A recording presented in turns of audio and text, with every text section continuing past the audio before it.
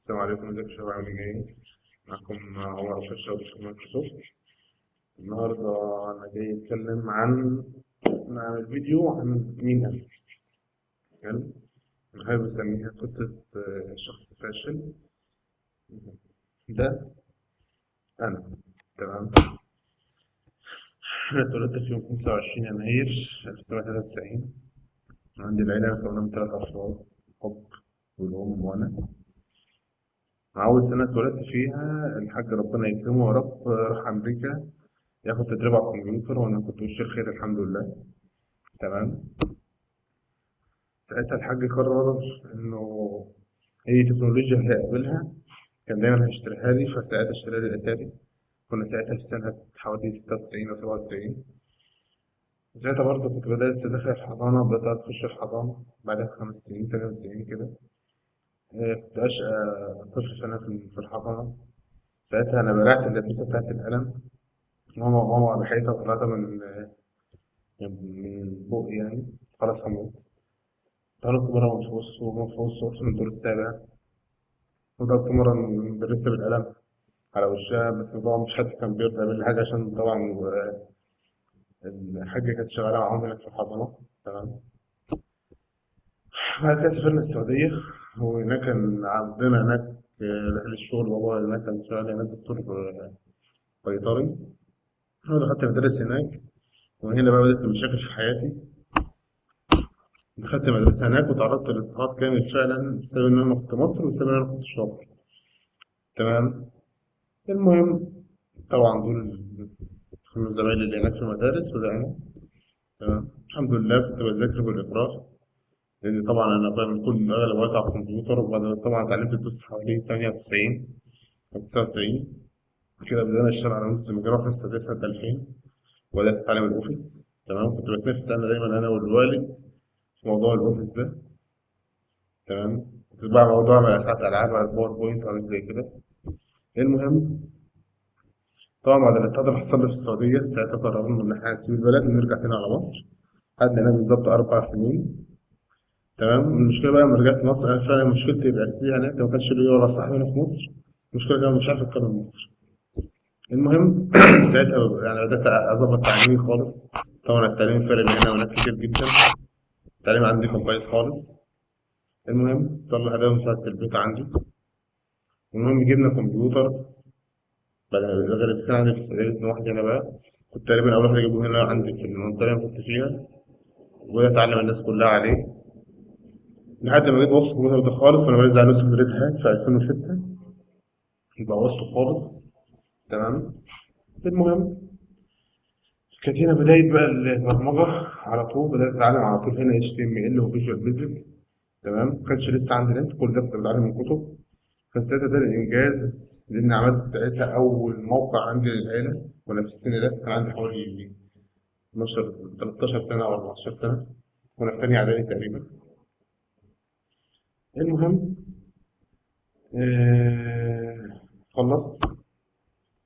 دخلت بعد كده على الثانوية العامة، والحقيقة كان كله متوقع إني فاشل فعلا، إني ما كنتش بذاكر وإن أنا رايح نفسي وأدخل أدب وخلاص. كتير فعلا من الناس قرايبي ومن الناس يعني زي أصحابي قالوا لي أنت فاشل، خش أدبي. المهم أنا كنت فعلا ربنا فضل ربنا، كنت كويس جدا في الرياضة بشكل غير طبيعي. ساعتها كان نفسي أطلع مدرس رياضة، فبدأت أذاكر. جبت في الآخر 97%. طبعا دخلت الهندسة بالإجراء برغبة الحاج. الحمد لله ساعتها أصحابي برضه كلهم دخلوا هندسة، دي كانت الحاجة الوحيدة المميزة المشجعة ليا. ساعتها فعلا اتغلبت على كلمة الناس كتير قالوا لي أنت فاشل خش أدبي. تمام. المشكلة إن أنا كنت زعلان إني دخلت هندسة، بس جيت في أول سنة خالص شلت 3 مواد بتوع ميكانيكا. كان نفسي أدخل ميكانيكا طبعا بسبب، بس طبعا منطقيا ما ينفعش، لأن أنا شايل كل مواد الرسم. فما ينفعش لا أدخل مدني ولا أدخل عمارة ولا أدخل ميكانيكا، عشان كده دخلت كهرباء. ومن هنا بدأ قصتي مع قسم كهرباء، مع كمان هي دلوقتي مع البرمجة. بس أنا في أول سنة كنت بدرس برمجة السي. تمام. وغير كده أصلا السنة دي كان عندي فيها محصلة مواد 16 مادة، امتحنتهم والحمد لله كلهم نجحت فيهم. الفكرة بقى كمان إن أول ما جيت درست السي من كتر حبي فعلا البرمجة خلصتها في ساعتين بالظبط. تمام. بدأت ساعتها في إن أنا أبدأ مع زمايلي في الكلية. تمام. ومن هنا كان طلع عليا اسم دكتور مايكروسوفت في الكلية بسبب إن أنا كنت شاطر جدا في البرمجة. المهم ساعتها كمان كان عندي حلم وبدأت أحققه، إن أنا في الكلية عملت جروب عملي مشترك بيني وبين زمايلي اللي معايا في الكلية. فضلنا 4 سنين مع بعض وكان اسمه سمارت أرت. إحنا تمام. المهم تقديري دايما كان معروف في الكلية، إن أنا مكنتش مقتنع الصراحة بالتعليم فيها هناك. كنت بدرس أصلا خريج باور وأنا باور، فأنا مش مقتنع أصلا باللي أنا بدرسه، ومش حاسس إن أنا مش لاقي نفسي فيه. المهم قضيت الكلية كلها عامل مشاريع، عملت فوق ال7 أو 8 مشاريع داخل الكلية. ورحنا مسابقات وعملنا أعمال خيرية وتوعية للطلبة. كنا شغالين في أسر وحاجات زي كده. أنا كنت دايما طالب غريب الأطوار، دايما شايل شعر على ظهره، شنطة ظهر على ظهره، وشايل صندوق كده زي بتاع الصيادلة مليان كومبوننت كهربائية ماشية على طول. وعملنا مشروع تخرج وخسرنا بيه الدنيا الحمد لله. فضلت أناقش أنا يوميها ساعة إلا ربع مع الدكاترة. كنت عامل ساعتها مشروع ذكاء اصطناعي، كان عبارة عن ازاي تخلي الكمبيوتر يبدأ يفهمك ويرد عليك ويكلمك وكده. المهم فعلا دي كانت أجمل لحظات حياتي. وساعتها برضه كنت بفكر أبدأ أخطب. تمام. كنت متحمس ومندفع على الحياة ومنطلق. المهم ومن هنا بدأت بقى المشاكل تظهر. طبعا اتفرقت بيني وبين زمايلي اللي كانوا معايا في الكلية. طبعا كل واحد راح مجاله لأن كل واحد فينا يعتبر من البلد، إلا يعني الحمد لله في الترخيمة ده نتقابل شوية. طبعا فكرة الخطوبة فشلت، وبدأت أدور على الشغل في المجتمع. حاسس فعلا إن المجتمع رافضني، معرفش ليه.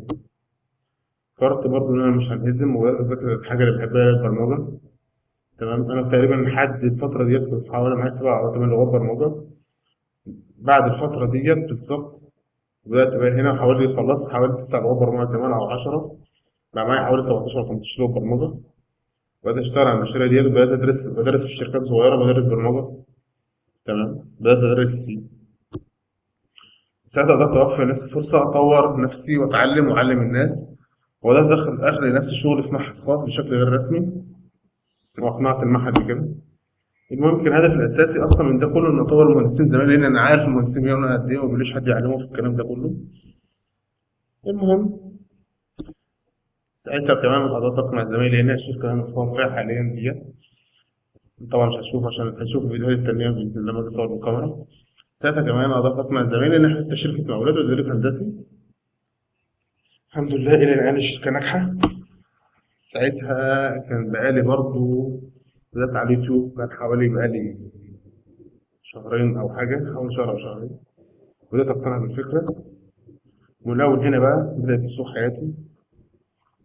حصل مشاكل بيني وبين المعهد اللي أنا كنت شغال فيه، عشان كان غرض نطور التعليم، فده خلاني أبقى بالمنظر ده. حطيت في الحجز 6 ساعات زي الظلم من الشرطة بسبب كده. المهم قضيت شهر من أسوأ الشهور في حياتي، وفضلت أقول أنا حصل لي إن أنا بنهار. قلت لنفسي كده ساعتها، فضلت محافظ على شغلي اللي بره اللي أنا كنت عامله في الشركة.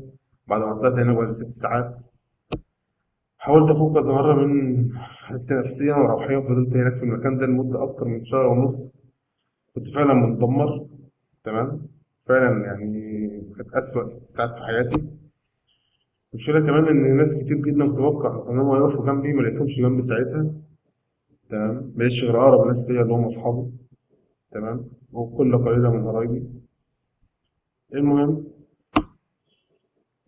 لحد ما جيت هنا بعدها بشهر، شهر أو 5 أيام كده، قلت كفاية. قررت أرجع اليوتيوب. قررت إن أنا يعني أنا عندي علم مقتصر على نفسي.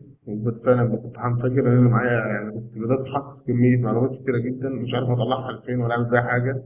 طبعا العلم اللي بتعلمه ده ما يعني شبه مرفوض عندنا في المجتمع. ما عندناش حد يشتغل انجليزي سيستم، ما عندناش حد يشتغل في المجالات اللي انا بحب اشتغل فيها عموما، مش موجوده. تمام. عشان كده قررت ان ده كله بيطلع باذن الله للنور، وارجع اليوتيوب تاني. ساعتها برضه قررت ان لازم استفيد من العلم اللي قدرت احصله ده على مدار السنين، وانا انشر ده كله والناس تستفاد منه. كمان انا حابب حياه اليوتيوب لان متهيألي ان الدنيا هتبقى هنا احسن بكتير. وبدأت الحمد لله ارجع لنفسي الفتره الاخيره، وفعلا بدأت أفوق وبدأت أرجع تاني إن أنا أتجوز وأكتب أكواد ورجعت تاني أفوق في شغلي. يمكن ده كله وبعد كده أنا حكيت بعض المصايب اللي حصلت في حياتي، الأيام والحاجات الذكريات الحلوة. بس ربنا يقوينا بإذن الله على الخطوات الجاية اللي الواحد ناوي يعملها. تعالوا بقى نتكلم شوية عن اليوتيوب، وأنا إيه أصلا إيه غرضي من دخولي عليه. الفكرة أصلا من غرضي من دخولي على اليوتيوب إن أنا مش عايز أشتغل مدرس زي بقية الناس على اليوتيوب، لأنهم أكيد هم هيبقوا أحسن مني في الجزئية ديت. إن هو مثلا أطلع أشرح له برمجة كاملة، أو أشرح مثلا الجزئية في البرمجة كاملة، أو لا، أنا ناوي أخلي الموضوع ترفيهي شوية، وإن أتعمق فعلا في البرمجة محدش بيوصل لها على الأقل جوه الوطن العربي. تمام. الفكرة كلها كمان إن الناس تستحق إن هي الحاجات الغريبة أو الحاجات اللي بالإنجليزي أو بالناس كتير مثلا زي الهنود، بس ما شاء الله بيطلعوا حاجات جميلة جدا. يعني على الأقل نقدر لو حد يقدر يفهم ويشرح للباقي، فده اللي أنا بحاول أعمله. أنا بحاول الحمد لله عندي المقدرة إن أنا أقدر أفهم الكلام اللي بيعملوه ده، وأقدر أوصله للناس بأسلوب بسيط وحلو ولذيذ. ده اللي أنا بحاول أعمله. كمان أنا دايما بحاول أخلي القناة عندي ضحك ورياكشن يبقى لذيذ مع الناس. مش عايز الموضوع يبقى تنشن وعادية الناس متعصبة وهي بتسمع الفيديو، تلاقي الراجل اللي قدامك عمال بيتكلم كده وهو ناشف، مفيش حتى ولا هزار ولا ضحك، ويقعد مثلا يقعد يتكلم مثلا ساعة ولا ساعتين مفيش ولا أي رياكشن خالص، وعمال بيدي في معلومات معلومات معلومات لحد ما أنت تصدع منه. أنا ما بحبش كده خالص. عشان كده ساعات بتقول مقدم ساعتها أصلا فيديوهات ملهاش علاقة بالبرمجة تماما. الفكرة كمان مش هتكون بإذن الله برمجة بس، تمام. أنا هكون أوفر يعني أعرض الحتة اللي أنا شاطر فيها جدا، اللي هي ربط بين الواقع وبين البرمجة، وإزاي أبدأ أنقل أي حاجة أي برنامج أنا عامله على الكمبيوتر لأرض الواقع وأبدأ أستفاد منه وأطبقه. الأجمل من ده كله إن أنا مقرر بإذن الله إن أكمل حياتي بالأسلوب اللي أنا بحبه. تمام. أنا بحب أتواصل مع الناس، بحب أكون اجتماعي، بس ما بحبش أكون اجتماعي على أرض الواقع. أنا صارح في ديت، بحب أكون اجتماعي عن طريق السوشيال ميديا. أتمنى إن الفيديو ده يكون عجبكم. أعتقد أنا كده خلصت، والحمد لله الدنيا لحد دلوقتي ما زالت سعيدة. أتمنى إن فيديو التعريف عن نفسي ده يكون كويس. ودي قصة حياتي يعني أغلبها. بشكر أي حد كان معايا فيها وشاركني فيها. والله يسامح أي حد أثر فيا، أو أي حد كان أثر فيا بالسلب، أو محاولش يساعدني، أو موقفش جنبي، أو أيا كان. شكرا. وأحب دايما أشكر الوالد والوالدة اللي موقفة جنبي كتير، وأراكم على خير.